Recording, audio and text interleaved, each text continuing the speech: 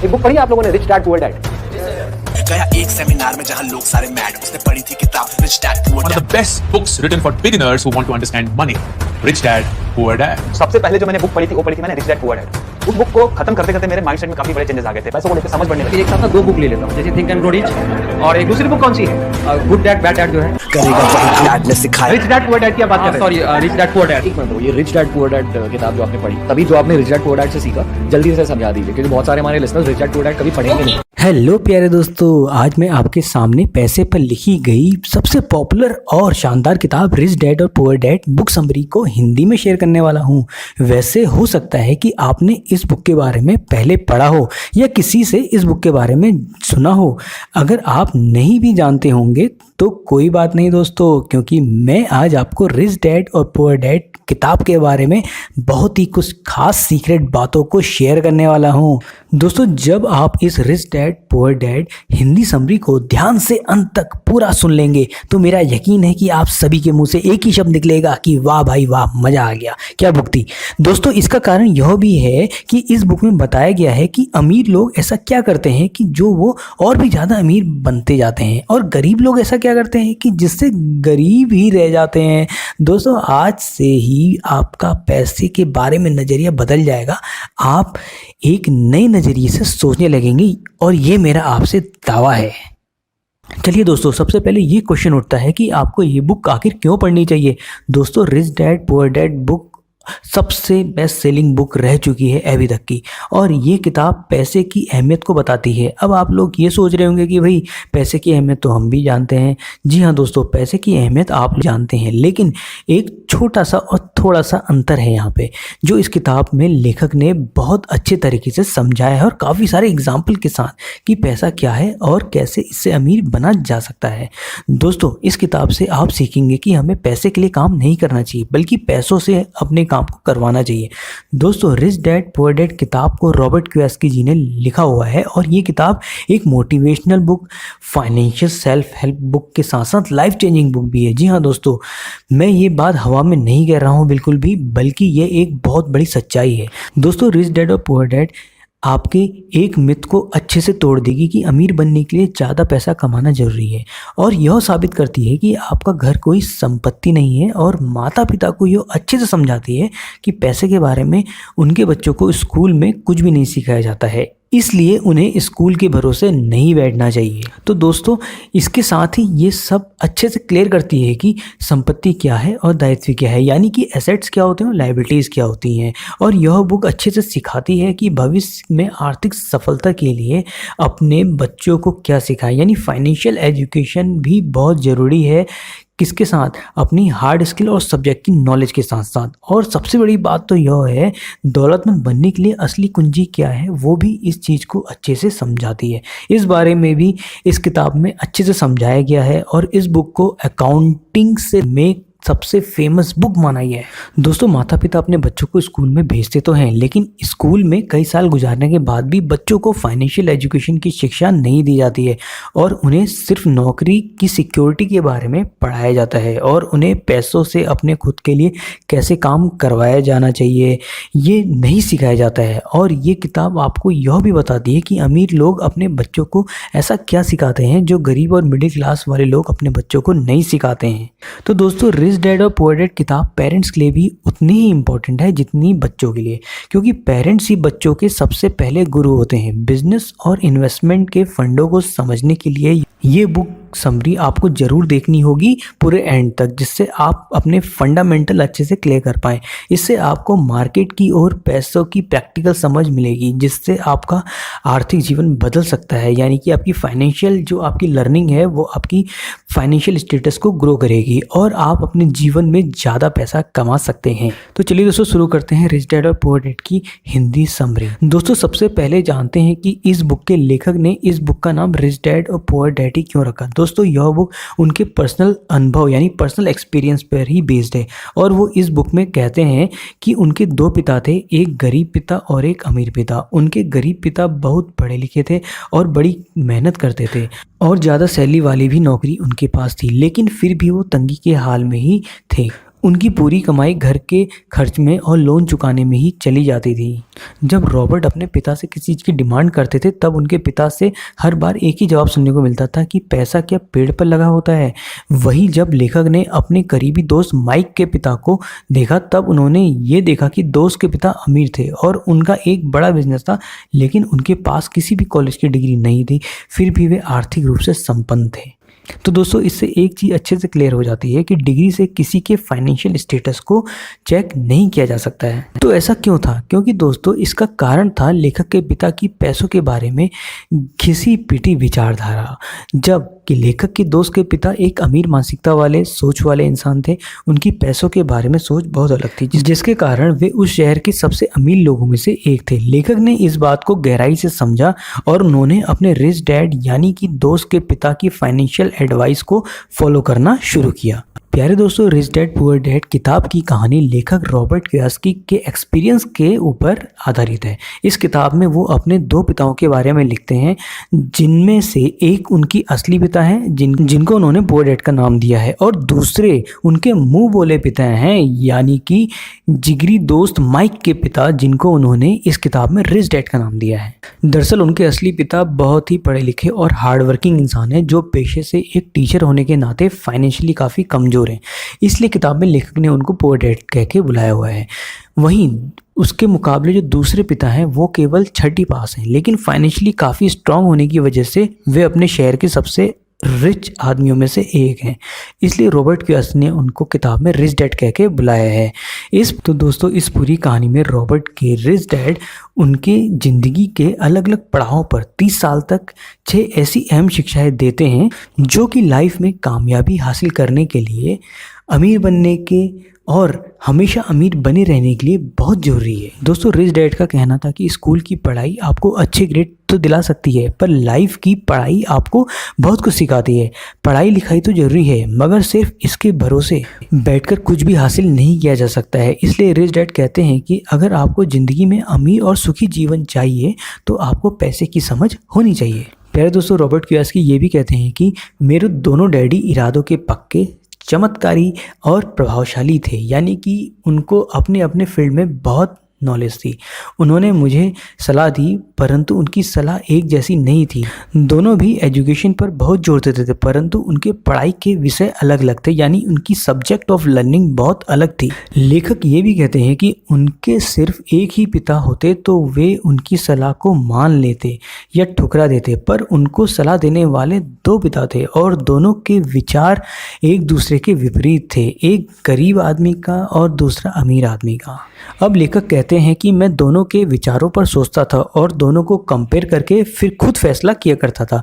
पैसे के बारे में दोनों के विचार अलग अलग थे। रॉबर्ट कियोसाकी यहाँ पर उदाहरण देकर समझाते हैं कि पुअर डैड कहते थे कि पैसा सभी बुराइयों की जड़ है और रिच डैड कहते थे कि पैसों की कमी होना ही सब बुराइयों की जड़ है।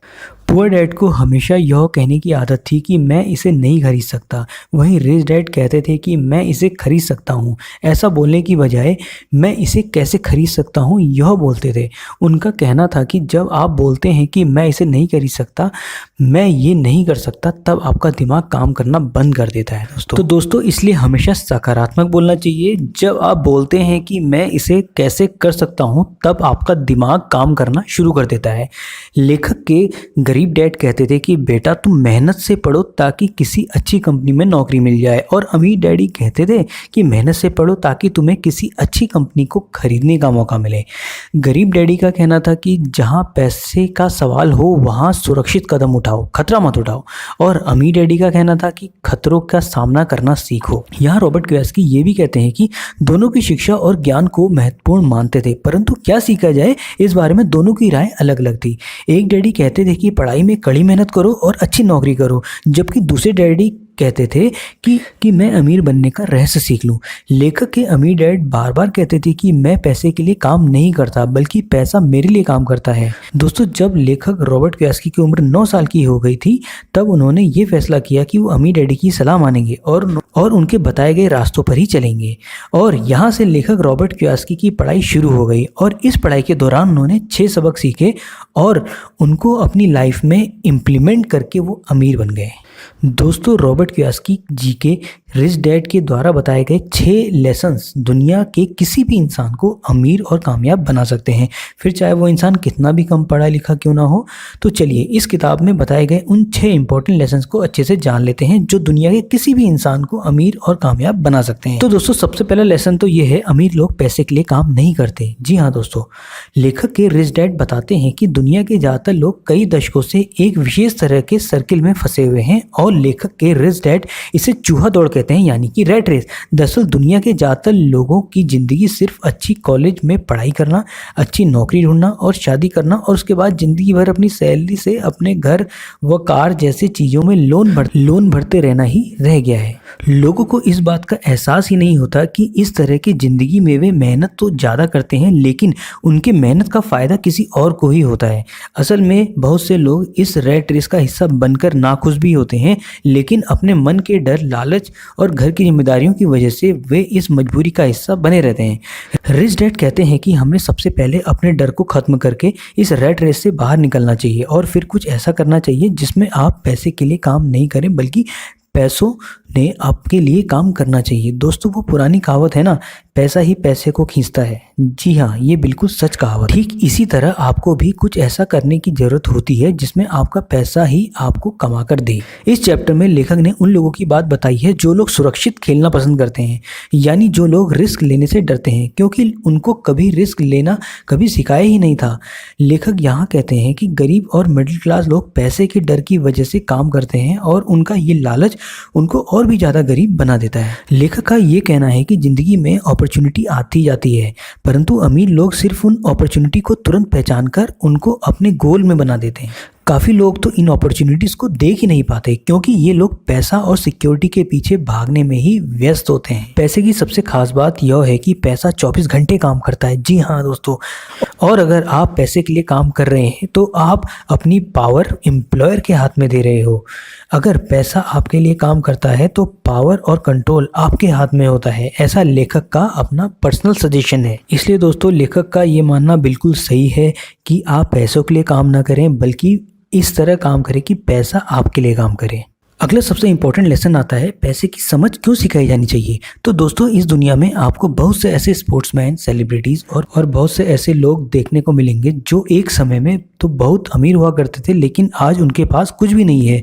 असल में लोग इस तरह से अमीर से गरीब इसलिए हो जाते हैं क्योंकि उनके पास पैसों की समझ नहीं होती है, यानी कि उनके अंदर पैसे की मेंटेनेंस और ग्रो करने का हुनर नहीं होता है।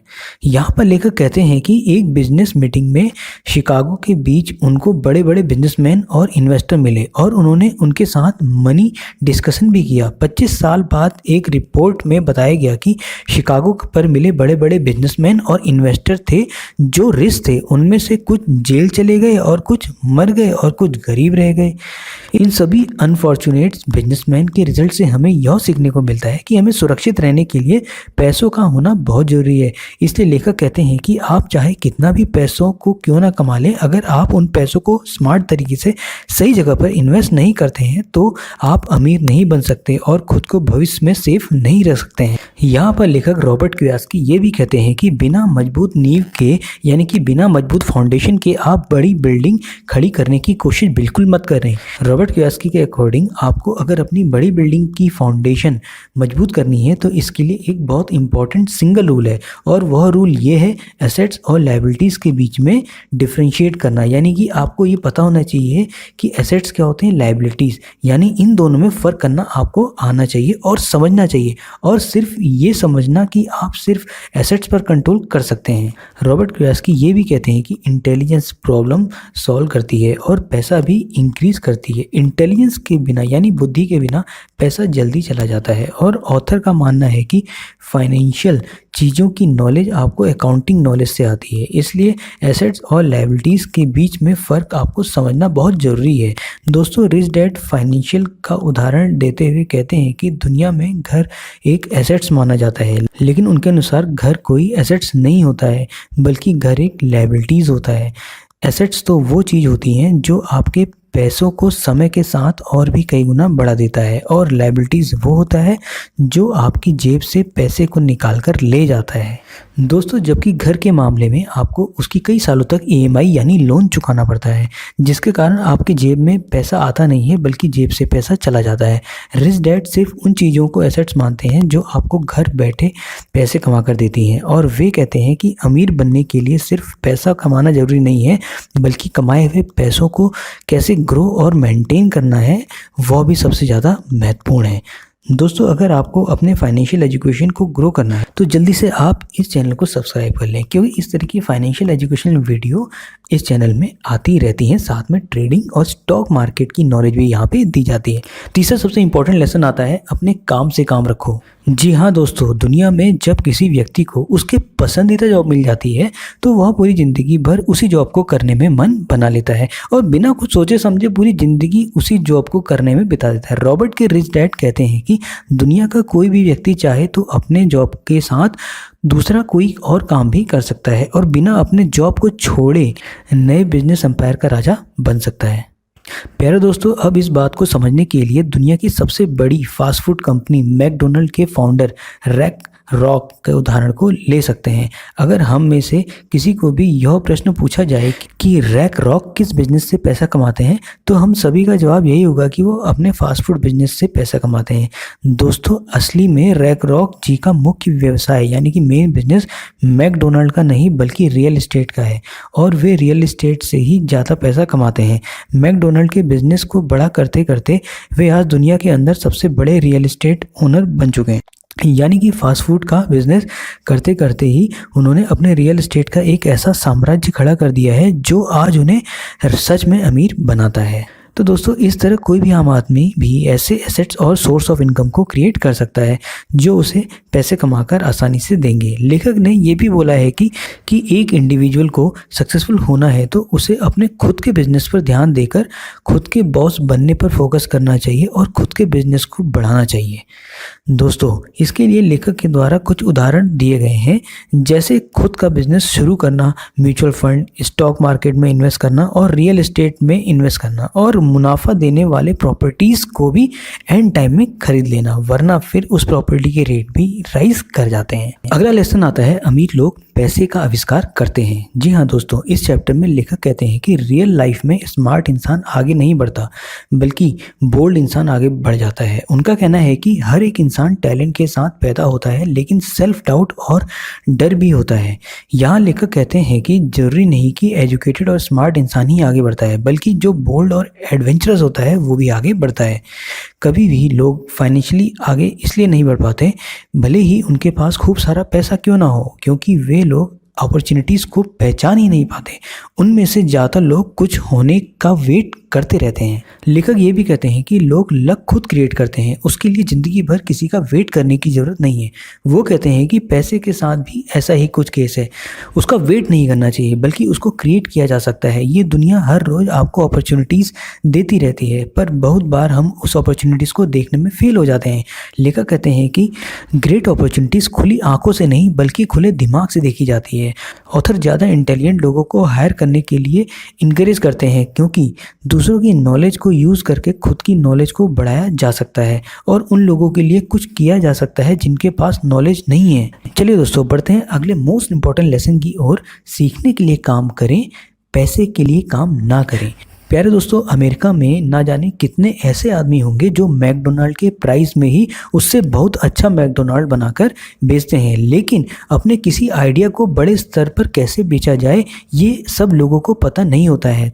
तभी तो वो मैकडोनल्ड से भी अच्छा बर्गर बनाने के बावजूद भी उसका सिर्फ लिमिटेड एरिया में और लिमिटेड क्वांटिटी में ही बेच पाते हैं, जबकि मैकडोनल्ड कंपनी पूरी दुनिया के अंदर बिना किसी लिमिट के अपने बर्गर को बेचता है। इस लेसन में लेखक हमें यह समझाने की कोशिश कर रहे हैं कि अमीर लोग हमेशा नई चीज़ और नई स्किल्स को सीखने का कभी बंद नहीं करते, यानी कि वो नई चीज़ें सीखते रहते हैं, और इसी अच्छी आदत की वजह से उनको हमेशा यह पता होता है कि अपने आइडिया या अपने प्रोडक्ट को बड़े लेवल पर दुनिया में कैसे बेचा जाए। अगला मोस्ट इंपॉर्टेंट लेसन आता है, बाधाओं को पार करना। जी हाँ दोस्तों, रिच और पुअर लोगों में सिर्फ इतना ही डिफरेंस होता है कि वो किस तरह अपने डर को मैनेज करते हैं। ऑथर का ओपिनियन है कि ऐसे 5 रीज़न हैं जिसकी वजह से फाइनेंशियली अच्छी नॉलेज रखने वाले लोग भी अच्छे एसेट्स बिल्ड नहीं कर पाते हैं जो अच्छा कैश फ्लो प्रोड्यूस कर सकें। और वो 5 रीज़न हैं fear, cynicism, laziness, bad habits, arrogance. Author का यहाँ कहना ये है कि डर लगना नॉर्मल है, पर मैटर ये करता है कि वो कैसे हैंडल करते हैं उस डर को। ज़्यादातर लोग फाइनेंशियली इसलिए जीत नहीं पाते क्योंकि उनको पैसे खोने का डर अमीर बनने से ज़्यादा होता है। रियलिटी से ज़्यादा बड़ा रीज़न फाइंड करें जो आपको मोटिवेट करता है। उनके कहने का मतलब यह है कि लोगों को एम्पावर करके खुद के फाइनेंशियल टैलेंटेड को जगाना होता है। वो कहते हैं कि लोगों के पास ज़िंदगी जीने के लिए स्ट्रॉन्ग पर्पस होना चाहिए। ऑथर लोगों को केयरफुली लोगों को चूज़ करने का यानी कि दोस्त चुनने की एडवाइस देते हैं कि वो उन लोगों के साथ टाइम स्पेंड करने के लिए सलाह देते हैं जो मनी के बारे में बात करने में इनकरेज करते हैं। और ये बहुत ही ज़रूरी लेसन है। ऑथर का ये मानना है कि लोगों को किसी एक फील्ड में स्टडी करना चाहिए और फिर बाहर निकलकर दूसरी चीज़ों को भी सीखना चाहिए। ऑथर का यह कहना है कि हमारे लाइफ में एक हीरो होना चाहिए। ऐसा होना बहुत ज़रूरी होता है क्योंकि वो सिर्फ हमें इंस्पायर ही नहीं करता बल्कि अपनी लाइफ को आसान बनाता है। वो हमें इनकरेज करता है। अगर वो ऐसा कर सकता है तो मैं भी क्यों नहीं कर सकता हूँ। रॉबर्ट कियोसाकी कहते हैं कि आप सभी को 2 बड़े गिफ्ट मिले हैं, एक है दिमाग और दूसरा है टाइम। हर एक डॉलर जो आपके हाथ में आता है ये आपकी चॉइस है कि इसका आप क्या करेंगे। उसकी सिर्फ डेस्टिनी सेलेक्ट करनी होती है। क्या इसे आप फुलिशली होकर खर्च करते हैं यानी बेवकूफ़ बनकर खर्च करते हैं, या गरीब होना चूज़ करते हैं। इसे लाइबिलिटीज़ में स्पेंड करके मिडिल क्लास होना ज्वाइन करें, या इस दिमाग से खर्च करें और एसेट्स बिल्ड करना सीखें। ये चॉइस आपकी है। हर डॉलर के साथ हर दिन आपका अमीर, गरीब और मिडिल क्लास में होना डिसाइड करता है। आप और आपके बच्चों का भविष्य आपके आज की चॉइस पर डिपेंड करता है। इस किताब के लेखक यह विश करते हैं कि यह बुक की लर्निंग को फॉलो करके हम सब अमीर बन सकते हैं। तो प्यारे दोस्तों, इस रिच डैड और पुअर डैड की हिंदी समरी आपको कैसी लगी ये बताना ना भूलें और अपनी फाइनेंशियल नॉलेज को ज़रूर इंटीग्रेट करते रहें यानी बढ़ाते रहें। इस तरह की फाइनेंशियल एजुकेशन आपको यहाँ पे इस चैनल में हमेशा मिलती रहेगी। और चैनल को सब्सक्राइब करना ना भूलें। अपने कमेंट ज़रूर करें कि आप लोग फाइनेंशियल नॉलेज में और क्या क्या सीखना चाहते हैं। ट्रेडिंग में ज़्यादा सीखना चाहते हैं, या इन्वेस्टमेंट में ज़्यादा सीखना चाहते हैं, या फिर किसी और टॉपिक यानी क्रिप्टो करेंसी में ज़्यादा सीखना चाहते हैं, क्योंकि यहाँ पे हर तरह की नॉलेज आपके साथ शेयर की जाएगी। तो एंजॉय करिए, स्टे हेल्दी, स्टे सेफ और अपने मैसेज करना ना भूलें कि आप लोगों को ये बुक समरी कैसी लगी और आपने क्या सीखा। और 10 एसेट्स और 10 लायबिलिटीज़ को नीचे कमेंट करना ना भूलें। Wish you happy learning. तो मिलते हैं जल्दी एक बहुत बढ़िया इंपॉर्टेंट लेसन के साथ और बहुत एक इम्पॉर्टेंट फाइनेंशियल एजुकेशन वीडियो के साथ। Stay healthy, stay safe, enjoy learning. आज की फाइनेंशियल नॉलेज आपके बहुत काम की रही होगी। अगर वीडियो अच्छी लगी तो लाइक और सब्सक्राइब डेफिनेटली कीजिए और अपने दोस्तों से और रिलेटिव्स के साथ ज़रूर शेयर कीजिए, जिससे आपकी नॉलेज लगातार बढ़ती है और आपके रिलेटिव्स की भी। अगली वीडियो किस पर चाहिए आप नीचे मैसेज चैट बॉक्स में कर सकते हैं। इसी तरह की फाइनेंशियल वीडियो के लिए सब्सक्राइब करना ना भूलें मनी ग्रेडियंट को। तब तक के लिए good luck, stay healthy, stay fit and take care. Love you all guys.